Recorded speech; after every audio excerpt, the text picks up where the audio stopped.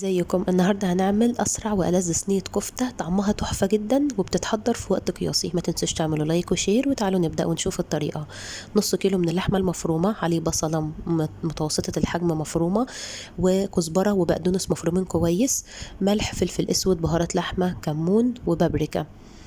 وخلي بالكم من الملح فيها. هنعجن بقى المكونات دي كلها مع بعضها مع اللحمه كويس، وبعدين هنبدا ان احنا نصبعها صوابع زي ما انتم شايفينها كده. صغروها تكبروها على قد ما تحب.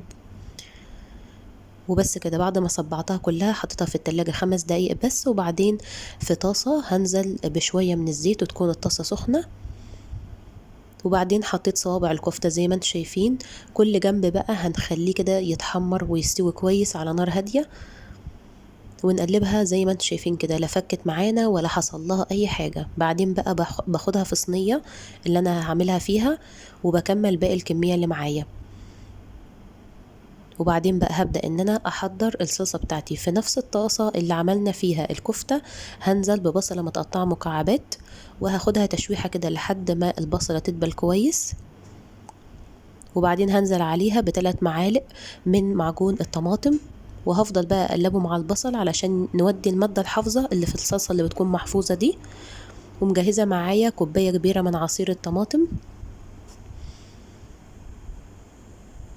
بعد بقى ما نقلب الصلصه كويس زي ما قلت لكم علشان نودي الماده الحافظه اللي فيها، هننزل عليها بعصير الطماطم زي ما انتم شايفين كوبايه كبيره.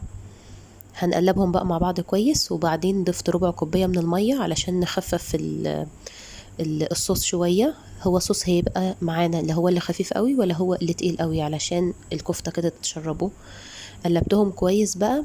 وهنخلي بالنا واحنا بنحط الملح في المرحله دي لان الكفته اوريدي فيها ملح.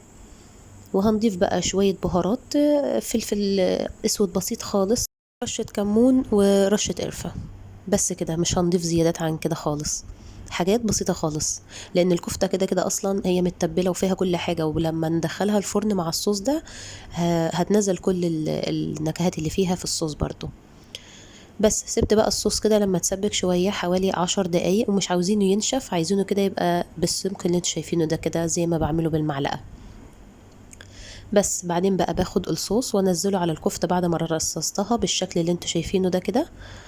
ومسخنة الفرن على درجة حرارة 180، مشغل فوق وتحت. بتاخد لها حوالي 10 دقايق فقط لا غير. بس بنزين كده بشوية فلفل أخضر من فوق، زي ما تحبوا أي إضافات كده تدي منظر للصينية. شايفين بقى شكلها عامل ازاي؟ ريحتها خرافة وطعمها خرافي جدا. تاكلوها بقى مع العيش أو الرز الأبيض أو الرز بالشعرية، بجد طعمها